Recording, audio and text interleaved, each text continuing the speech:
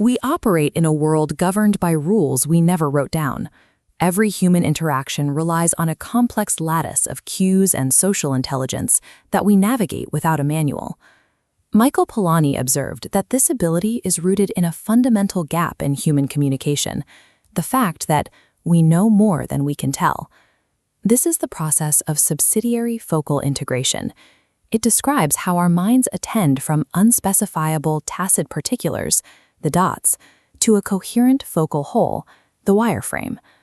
When you ride a bicycle, you aren't consciously calculating the physics of balance.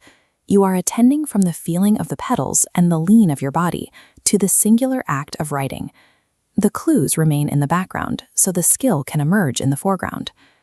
This cognitive movement scales into the social realm. It governs how we build meaning, how we form hierarchies, and how the tension between the sexes drives the development of civilization itself. In a social context, building a shared vision requires integrating thousands of variables into a single, actionable plan. Because this mirrors the standard movement of map-making, we can identify this as the primary masculine principle. This drive imposes an explicit focal map onto the chaos. It attempts to capture beauty and potential into a structured visionary architecture, creating the ordered whole for others to inhabit. But every map is a simplification that ignores certain details. To ensure that the map stays honest, the feminine principle operates through an epistemological reversal. Instead of building the focal whole, the feminine drive attends from that proffered map to focus specifically on the tacit particulars that were left out. It looks for the off qualities, the places where the explicit structure doesn't quite match the living territory. This creates an intuitive probe.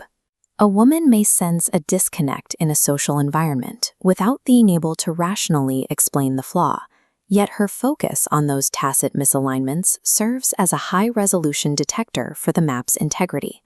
Civilization advances when these two modes interact. The masculine map provides the structure, and the feminine reversal provides the corrective pressure that forces that map to be refined.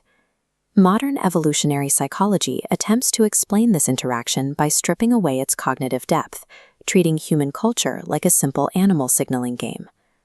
Many species rely on costly, static displays to attract a mate. The male bowerbird builds an elaborate stick architecture to signal his fitness. It is a one-way performance. The female inspects the display, judges the signals, and the interaction ends there. Red pill frameworks adopt this model for humans, reducing complex social environments to a series of static signals, like looks, wealth, and status, that must be optimized to trick the female sense of judgment. This is what it means to hold frame. It is an epistemological bluff. The man attempts to flood the focal channel with a rigid, impressive map, hoping the feminine correspondence detector will stop probing the gaps underneath. But because the feminine reversal is tuned to detect civilizational finesse, it senses the disconnect. When the man refuses to integrate the flaws, the female response becomes transactional, demanding explicit payment for the risks of a dishonest social environment. This produces a Nash equilibrium of mutual extraction. Men bluff with hyper-real frames, and women respond with transactional demands, resulting in collective impotence. Treating human culture as a static bowerbird display ignores our unique requirement for continuous integration. For humans, the display is not the goal. The goal is a map that actually corresponds to reality. Breaking this cycle requires moving past the bluff and into a process that allows the map to be corrected by the territory. This is the Kenotic loop. It is a vulnerable method of subsidiary-focal integration. The man's responsibility is to build an internally consistent map, an honest vision for a life, and offer it without the protection of a bluff. When the map is presented openly, the woman's correspondence detector can move from vague frustration to precise feedback. She points out exactly where the vision fails to account for the real world. True strength is found in kenosis, the act of self-emptying. The man allows his current map to shatter so he can absorb the off qualities his partner revealed, rather than defending a flawed structure. The map then regenerates.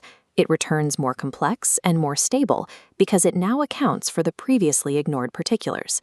The non-rational sensing of the territory has been integrated into a higher-order rationality. This redefines the concept of the Übermensch. Instead of a solitary figure imposing his values on a void, we see a creator who risks his own vision to build something more correspondent with his partner.